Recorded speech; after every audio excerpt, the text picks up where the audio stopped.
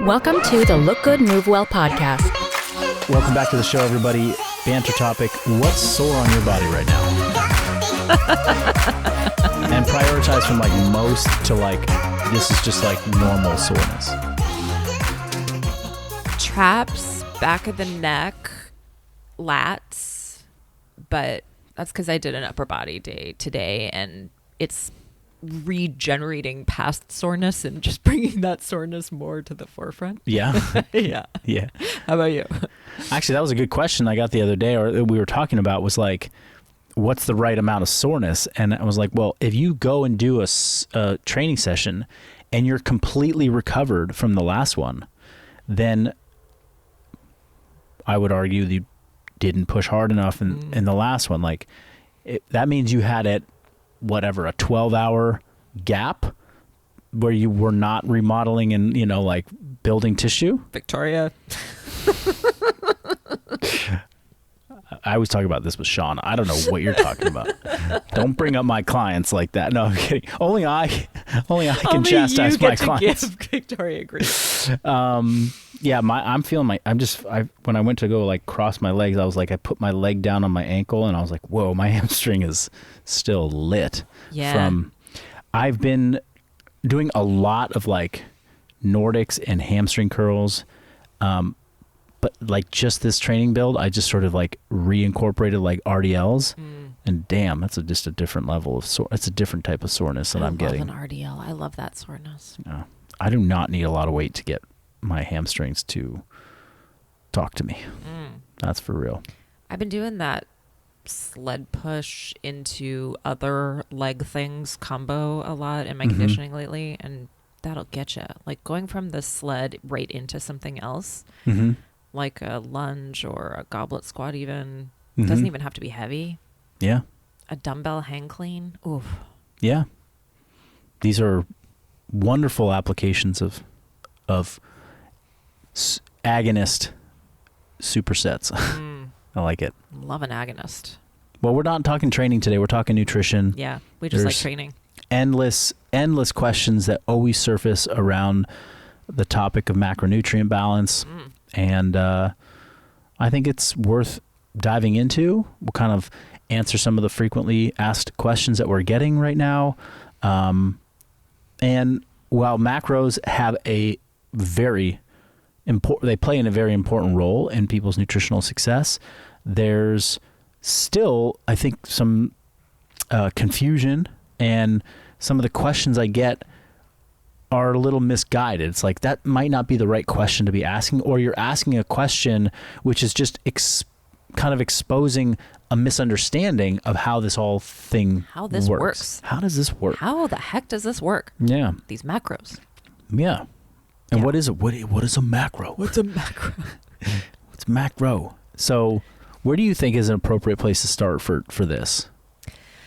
Well, let's lay out what level this conversation is going to be for. Okay. Because there are a lot of confusing things about calculating macronutrients. And if you're brand new to the process, a lot of this is just not going to be necessary for you. Yeah. So at what point does one need to, or would it be beneficial for one to even start asking about, how do I balance protein and carbs and fats appropriately for my needs? Right. Well, I think it's really the hierarchy that we've kind of laid out is like, we like to start with people around, and I'll just call it like food choices. Food choices and energy balance or energy intake. That's kind of what I think is probably the first step most people need to dive into. We'll talk about protein in a second, but like that's not even necessarily first. That's a tool to help with the first thing, which is we need to create your list of 10 to 20 foods that are, well, I'm doing air quotes for you just listeners right now who can't see me. They're healthy foods, right? Healthy for you. And I kind of define that as like a food that has, and when we're talking about foods for most people, and success around nutrition, it's like, what's going to help you with weight management, like losing body fat, eating not in excess of your needs, but eating just about how much you need, not feeling hungry all the time, not getting cravings. Like, what kind of foods help that? And generally, these are foods that have a bit of volume to them, but not a lot of calories. We call that nutrient dense, not calorie dense. Yep. So if you can build a list of 20 foods that you like that are nutrient dense, and an example is like, is there a vegetable that you really like? Well, vegetables have a ton of volume and not a lot of calories. Do blueberries fit on that? Like, berries have a ton. A big old bowl of strawberries is like not that many calories versus a big old bowl of chips. They're both going to take up the same space in your stomach because stomach pressure sensors and receptors, they signal satiety. We talk about protein. Like, can you find a way to make lean proteins on your, food choice? Why do people talk about lean proteins? It's not because fat is bad. It's because a chicken breast and then the same size ribeye have vastly different amounts of calories in them. Yep. A marbled, fatty ribeye is delicious, but we need people to be eating the right amount of energy for them. And so if you need 200 calorie or 300 calorie serving of protein, well, you can eat twice as much chicken as you could eat ribeye to get those calories. So what's going to help somebody in the long haul is if they're eating leaner proteins, they're going to be getting more full with less calories. Yep. This is good. Yep. And because, again, we're defining success as somebody who's like able to maintain a healthy weight and not overeat in a modern world where there's abundance of calories all around us in forms that make you want to eat more of them. So that's like, if you got to get your food choices established. You have to understand, like, this is my food choice list. I'm going to consistently eat this for a period of time and find your way into energy balance. Yep. If you're able to do that, then now we can maybe start to talk about, well, how are we going to break up those calories between protein, fat, and carbohydrates? And the first place we start is with protein, because what we know is when people consume a bit more than the average person's protein, if they start to incorporate more protein, then that helps with satiety.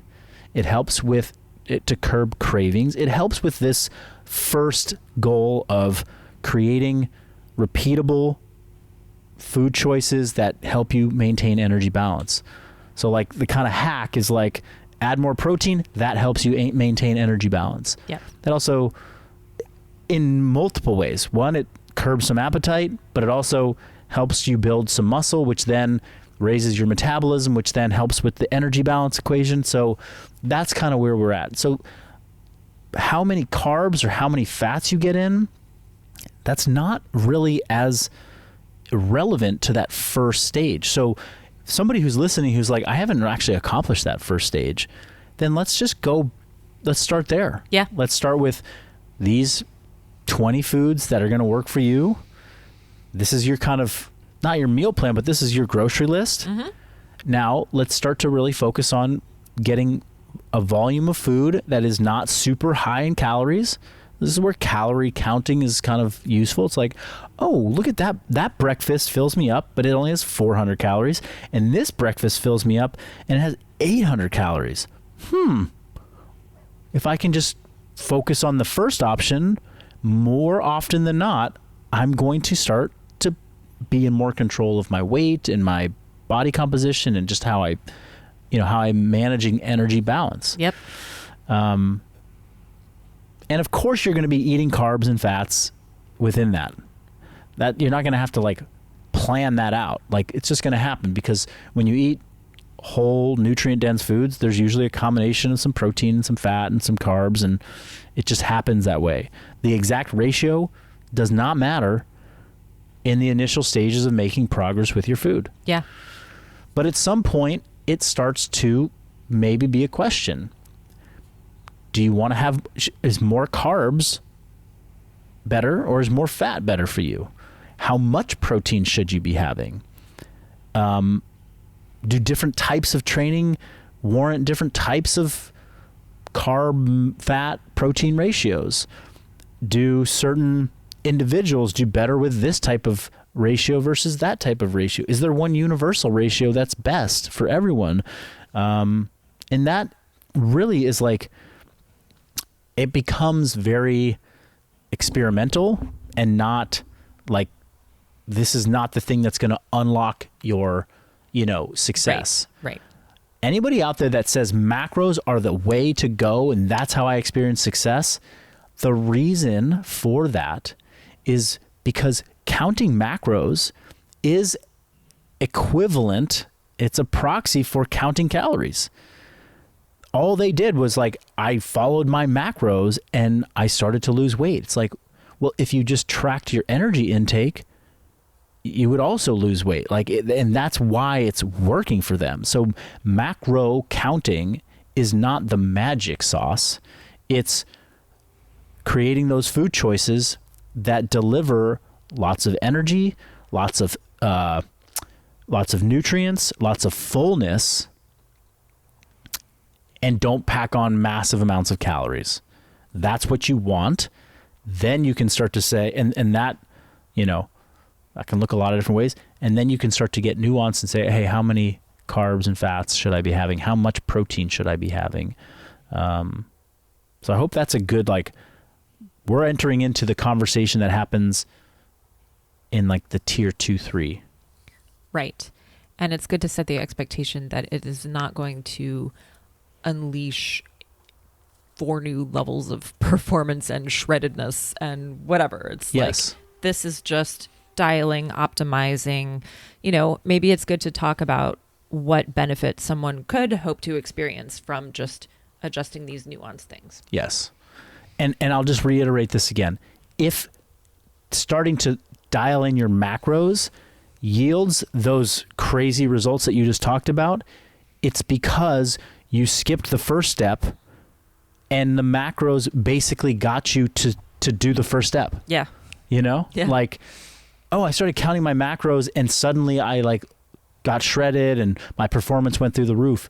That's because you didn't have a consistent meal, food group selection. You weren't managing your energy intake. You weren't thinking about those things. And when somebody just prescribed you macros and you just made sure to hit them every day, you sort of figure that out. When you're like, I only have 50 grams of fat that I can eat today. Oh, well, the 16-ounce porterhouse steak is out because that's got 70 grams of fat in it. Oh, I can't eat that. I got to eat this. Oh, I'm eating more chicken breast. I'm eating more, low-fat Greek yogurt. I'm having, 2 eggs with more egg whites. You figure that out. And what you've discovered is that, there are certain foods that have a lot more nutrients with not as much energy and calories. Yeah. Which also is the same thing when someone trades processed food for whole foods. That's what they're getting there is they realize, a bag of chips, a bag of Lay's potato chips versus this giant potato that I bake, they have the same energy. But the big potato that was steamed and then, or baked or whatever, fills me up for 4 hours. It's very satiating. Mm-hmm. But the bag of chips, I finished that last bite and I'm like, where's the next bag? I'm ready to eat another bag. Yeah. Yeah. Okay. Next. Next. Okay. So what can getting dialed around that carb protein ratios, what can that do for you? I think what it can do is now we start to look at, well, what are these qualities of protein, fats, and carbs that might be impacting you without your clear knowledge of it because you haven't manipulated those ratios. Well, protein is, I'll start with protein.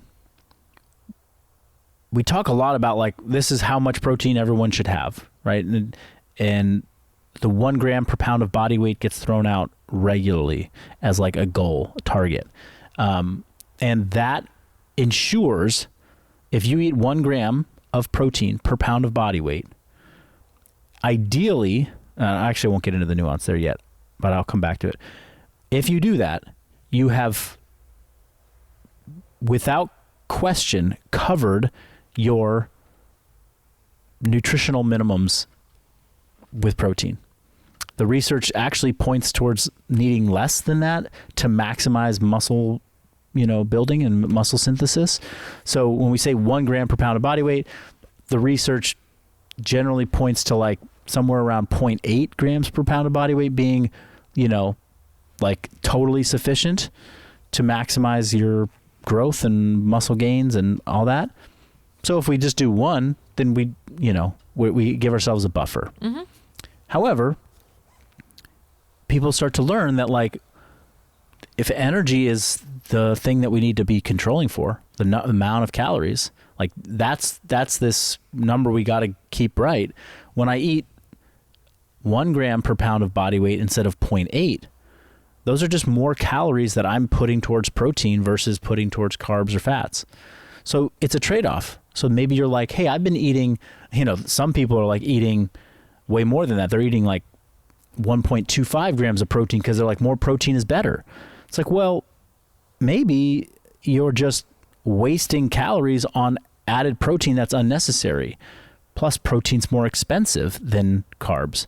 So if you've got a certain number of calories allotted to your day to like fuel yourself, and you're like, I'm eating 2 grams per pound of body weight of protein, I'm eating 300 grams of protein a day, it's like that's just extra. So maybe you start to learn that you can dial that back. Plus, protein can be, in some instances, harder to digest or like a little bit more energy costly. So somebody's like, I had this big old thing of protein, like maybe that sits in their stomach a little longer, takes longer to digest, and they don't feel as like, up and ready to go. Like that might be problematic. So you start to experiment with that.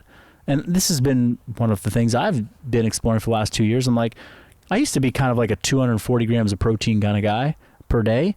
But I only weigh 180 pounds. So I'm like going 60 grams over my, safe upper, like your upper limit there. I'm way over. Right. So I'm like, oh, let me just see about paring that all the way back down. So that's on protein. On carbohydrates. Well, carbohydrates, they are a preferential source of energy for movement and activity and training, and they're your body can run on whatever fuel it has. It can run on protein only, it could run on fat, it could run on just a lot of carbs. Like, we know how to adapt. Our bodies can adapt. We have all the systems to adjust to those things. If you want to like really become a fat burning machine, then just only feed yourself fat and your body will learn how to burn fat. It's not necessarily going to burn your own body fat. It's going to burn whatever fat you're giving it, but that's just a way we're adaptable. Now, that doesn't make all of those nutrient energy sources equivalent. Just because you can burn fat as fuel doesn't make it the most efficient fuel source for doing something like training. So it's like if you're trying to maximize the impact that your training has on your muscle mass and your metabolism, well, you want to come in and have kick-ass training sessions. So what fueling ratio gives you the most kick-ass energy, in your training sessions? Is it maybe higher carb is actually going to really make you feel amazing and give you better workouts and better pumps and better recovery? So you've been kind of doing the moderate carb thing and you're like, well, this has been working, but I want to see if like maybe going high carb, keeping calories the same, maybe if I just ramp up my carbs and then lower my fat a little bit, maybe that makes my training better and it makes me, lift a little heavier and have more intensity in my workouts. And then that has a payoff down the road. Yeah. I think it's also helpful to think about what the plate that you like looks like. Yes. Because when you dial these numbers in a vacuum, you have to remember that you still actually have to go to the kitchen and make those things and put them on your plate. And you can easily end up with a plate that looks really weird and really unappetizing.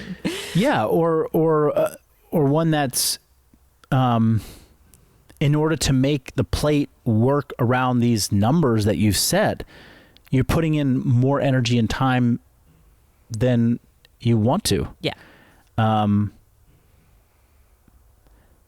Because a plate that's 60% carbs, 20% protein, and 20% fat, it might look very odd. It might have, like just a big old pile of potatoes on it and like a couple slices of chicken, and you're like, oh, this isn't feeling like what I want it to feel like. This is not the type of food and the way I want to eat. Whereas some people are like, I love my carbs and I'm fine not really having a lot of fat in my diet, and that's okay. It's again, I like what you said. It's like, what does a normal plate of food look like to you? What do you want that to look like? And what's appetizing to you? Yeah. Yeah. Okay. Well, I would like to propose a case study of myself. Yeah, let's do it. Because this is exactly the point where I am currently in tracking my macros, which I've started about 3 weeks ago. Mm-hmm.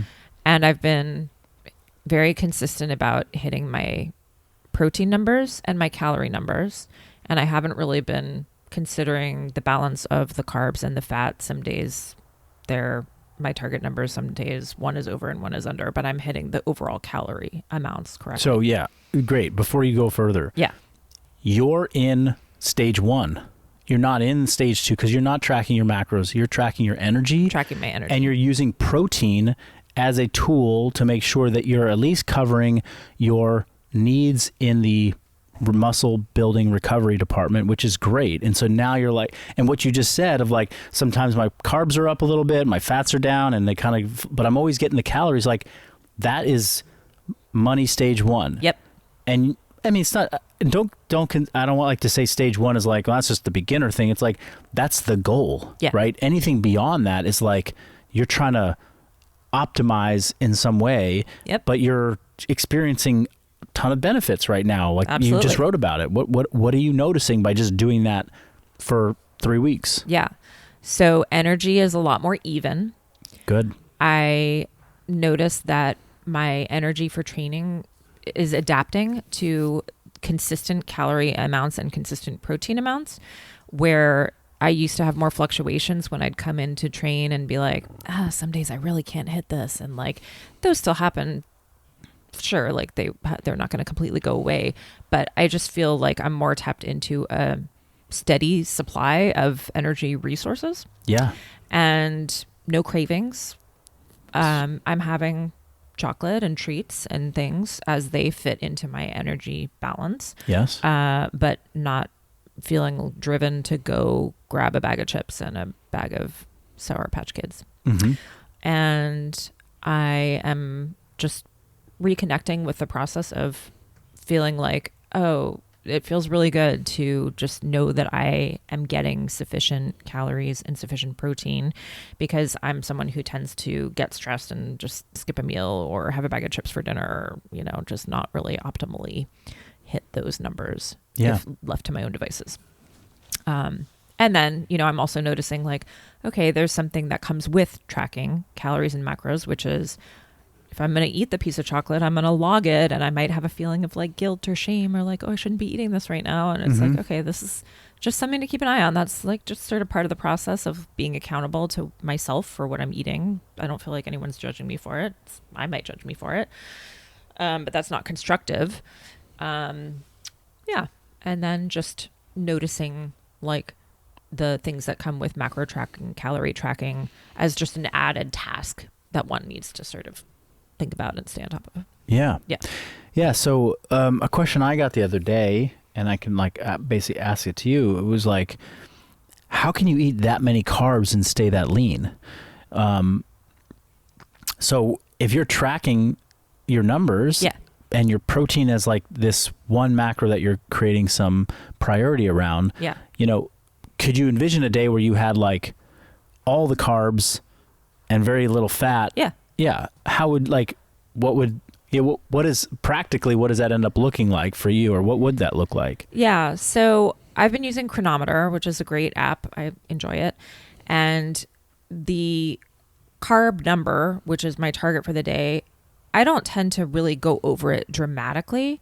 So it's just a question of like, am I really going to nail that and maybe go a little bit over, and then the fat will be a little bit less, or a little bit vice versa. You know, there's not like a dramatic swing.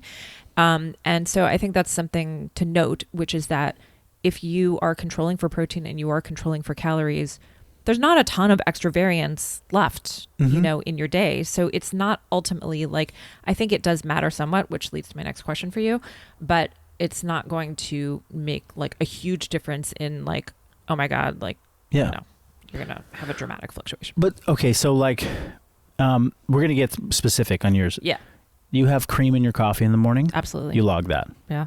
And what other, you have like an avocado, or what other fat sources do you have in a day? I have dairy fats. So I Dairy eat like fat? full fat yogurt. Okay.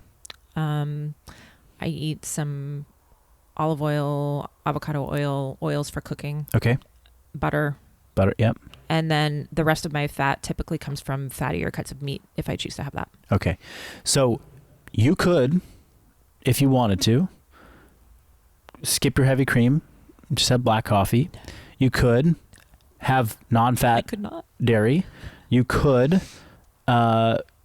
cook with half the amount of oil, or choose cooking methods that don't require oil, like a nonstick steaming. pan or Yeah, steam, nonstick, iron. cast iron, roast, dry roast, air fry, no fat. And you could choose lean cuts, chicken breast, Turkey. shrimp, tilapia, Yeah. tuna, things like that.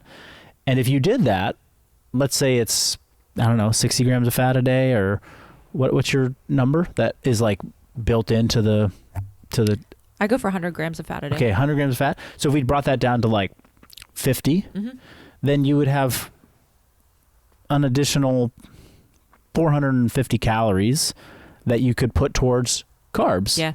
450 calories worth of carbs could be like, you know, 6 bananas, or a couple bowls of steamed rice, or Oatmeal. more oatmeal. Like you could have more carbs. Yeah. Is 50 grams of fat like dangerously low for you? Absolutely not. Right. Totally within reason. Covers your nutritional basis.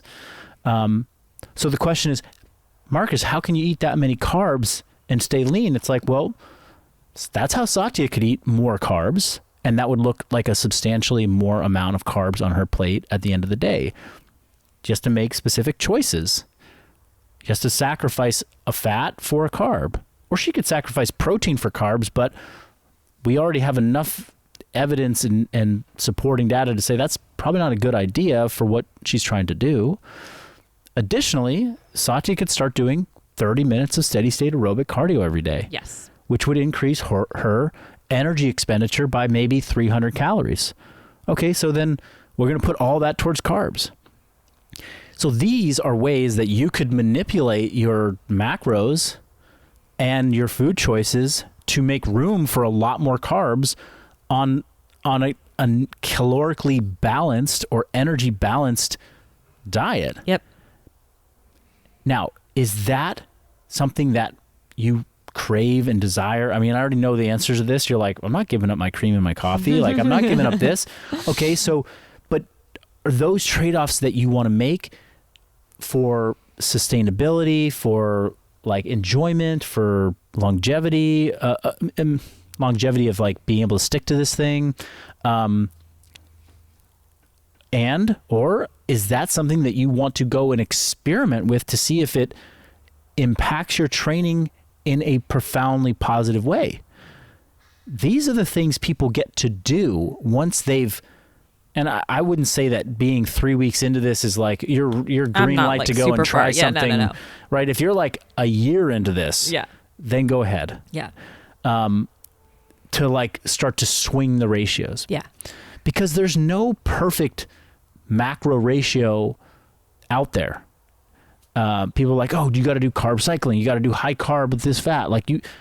It's like, no, the best macro ratio is the one that gets people to eat like just a normal balanced plate of food that's like, that looks like a reasonable person's eating it. Not like, like bowls of white rice with like, just egg whites and mustard on it. Like, so it's like a 0 fat, high carb, moderate protein meal. Like, okay, I'm like saying that because like I eat that from time to time because I'm trying to manipulate my macros like very closely, but that's not the secret sauce. That's just because I spent the last 6 months basically going like, I'm going to max out my carbs. I'm going to get my minimal amount of fat that's like required based upon like my, understanding of like nutritional requirements. And I'm going to keep my protein where it is at at my 1 gram per pound. What did that look like? That looked like 550 or 600 grams of carbs a day on some days because I move a lot. It's a ton of carbs. That meant I was like making some weird looking plates, I was like, it's like, damn, that's a lot of potatoes, Marcus. Like Nate, and he's like, I smell potatoes. Dude, like, where's the rest of the food? Like, I just see a big old plate of potatoes. Now, that is just, again, that's how I arrive at why would you do that? Like, well, my exploration was to see, is this making my training and my ability to recover and push levels of intensity, or like I was just wanting to like learn about that, and the outcome of this experiment is like, like I can do well on high carb. I can do well on high fat. Like as long as the calories stay the same. What feels best to me?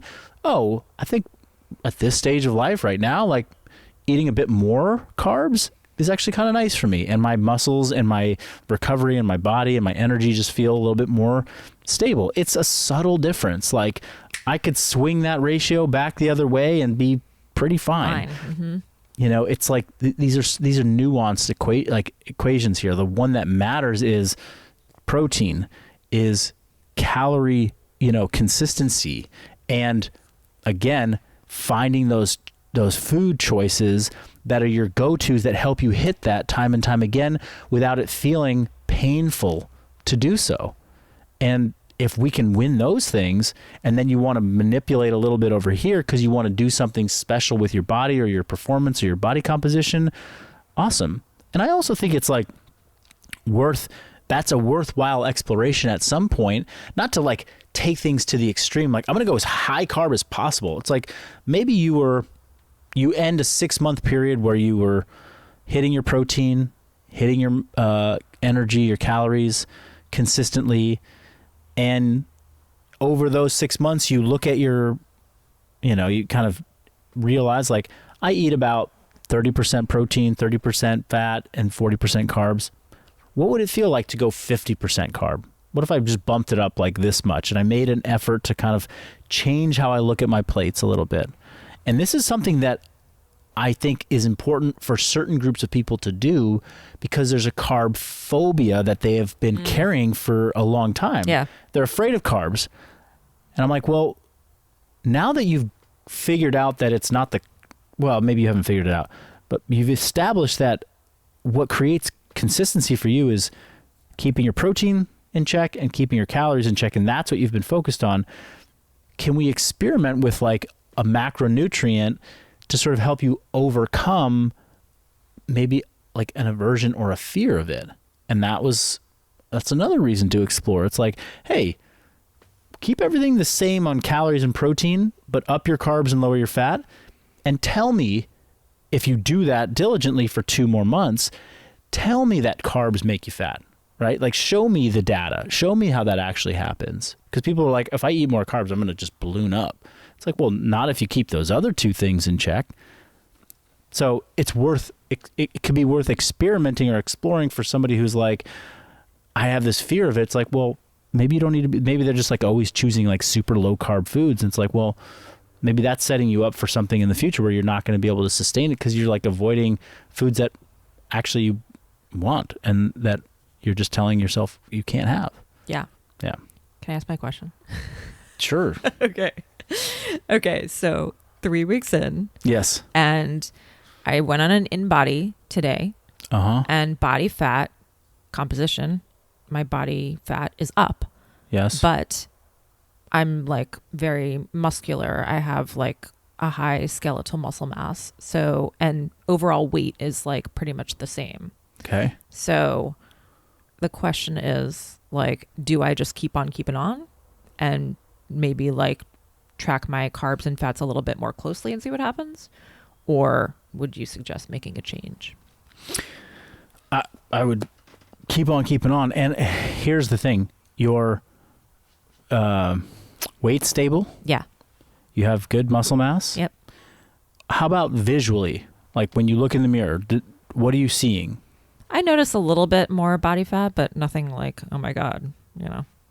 Okay. Yeah. Do you, and was this like, I guess the question is like, is this a big,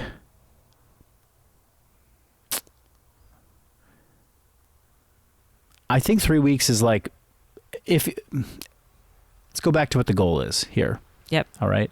What were you trying to accomplish in doing this experiment?